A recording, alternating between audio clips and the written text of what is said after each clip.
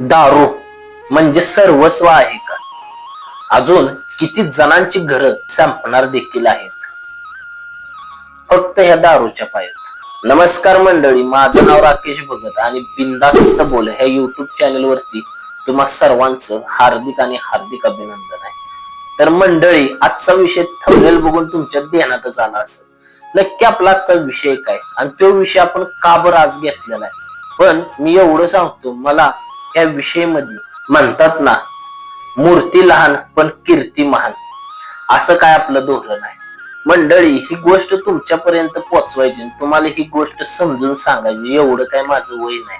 पण वयाची आठ ह्या गोष्टीत नसती. तुम्ही बघत आजकाल तुमच्या अवतीभोवती फिरणारे लोक किंवा त्यातलंच एक कोणीतरी व्हिडिओ ही बघत असेल. सुरुवात कशी झाली, सुरुवात कशी होतील, कशामुळे होतील, शेवट कसा होतो. मंडळी, सुरुवात तर सगळ्यांची चांगलीच होती दारू पिण्याची. आपल्या भरपूर व्हिडिओ आहेत त्या पाठीमागच्या, ते देखील तुम्ही बघा. पण आजची व्हिडिओ एवढी महत्वपूर्ण आहे. एखाद्याची खरं तर मनावर घेतली तर दारू कायमची बंद झालीच पाहिजे, एवढं माझ्या मनाला वाटते. अशा लोकांच्यावर कोणच रिसर्च करत नाही किंवा अशा लोकांची माहिती देखील कोण देत नाही. मंडळी, अक्षरशः मी डोळ्यानं स्वतः बघितलं. बस स्टँड असो, रेल्वे स्टेशन असो किंवा पब्लिक प्लेस, म्हणजे जिथं मोठमोठे पिक्चरच्या टॉक्या असतील किंवा अजून बरेच काय काय भाजीपाल्याची मंडई असो किंवा मोठे हॉटेल असतील, अशा ठिकाणी तुम्हाला कधी ना कधीतरी असं काय ना काय गोळा करताना कोणीतरी दिसलं असेल किंवा पिऊन झोपलेलं दिसलं असेल किंवा फुटपाथ वर बसलेलं माणसं दिसले असते किंवा रात्रीचं बस स्टँड मध्ये झोपलेला पण कोण ना कोण दिसला असेल. रेल्वे स्टेशनवर तर नक्कीच दिसला असेल. नक्की काय विषय मंडळी? विषय कसा आहे, ही लोक कोण आहेत, कशामुळे तिथपर्यंत पोहोचले? खरा विषय म्हटलं तर दारू. मंडळी, ह्या लोकांना घरदार वगैरे सगळं असतं असं काही नाही.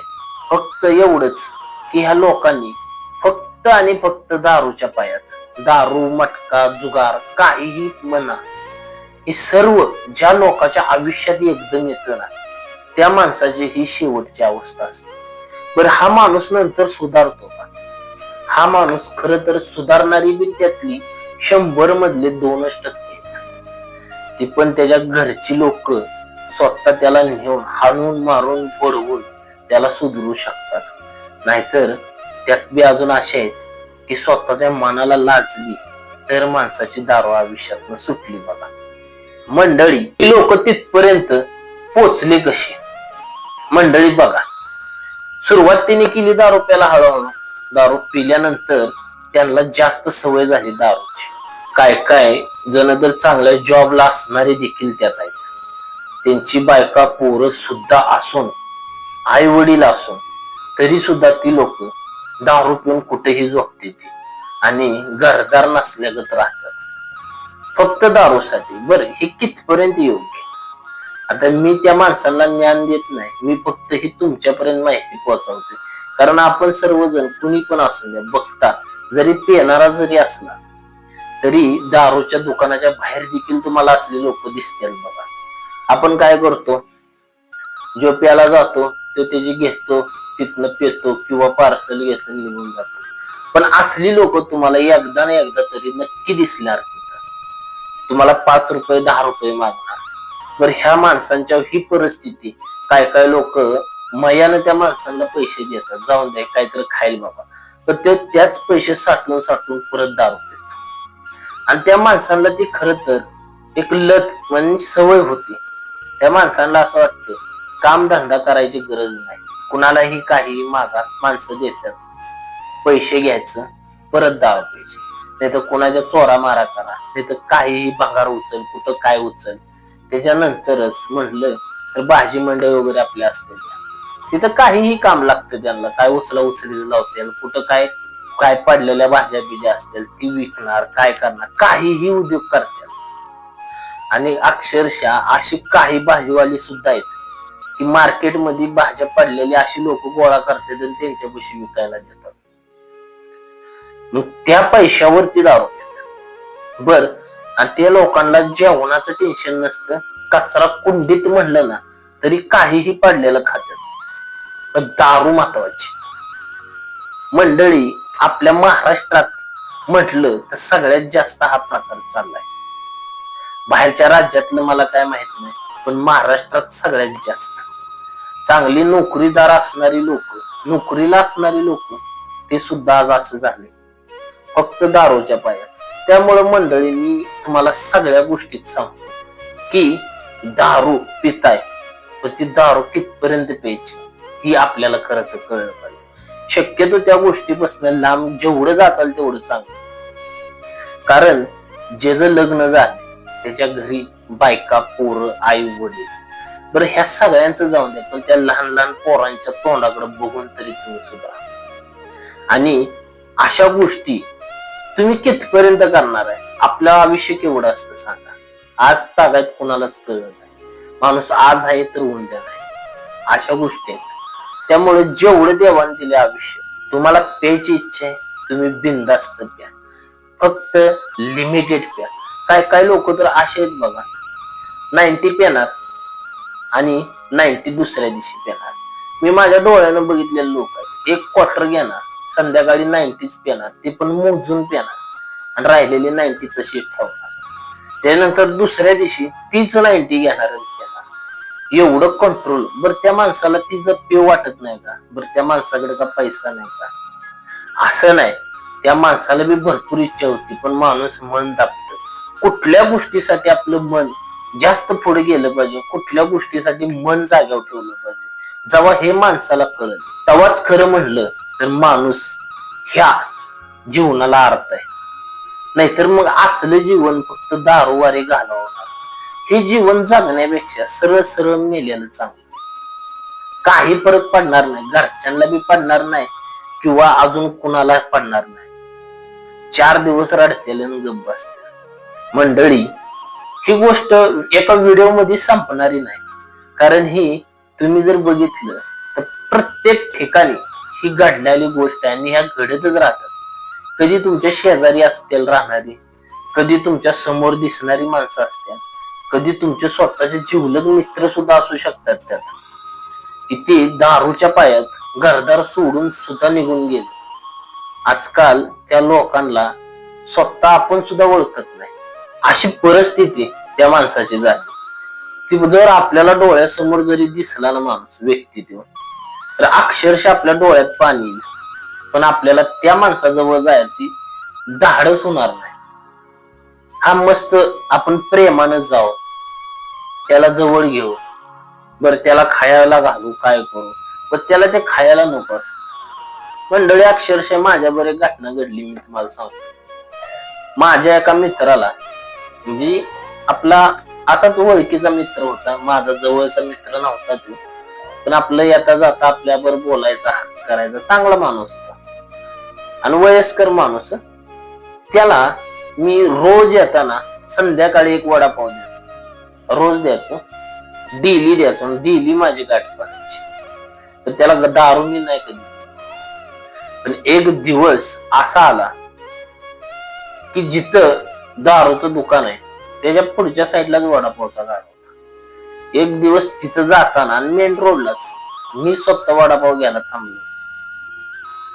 घरी न्यायचं होतं मला वडापाव. तेव्हा ते वडापाववाला म्हणला, तुम्ही ह्याला रोज एक वडापाव देताय, पण तो रोज एक वडापाव आहे ना, मला काय म्हणायचं, मी नंतर खातो. तर तोच वडापाव तो माघारी तिथंच ठेवायचा आणि त्याच्याकडनं ती पैसे 10 रुपये घ्यायचा.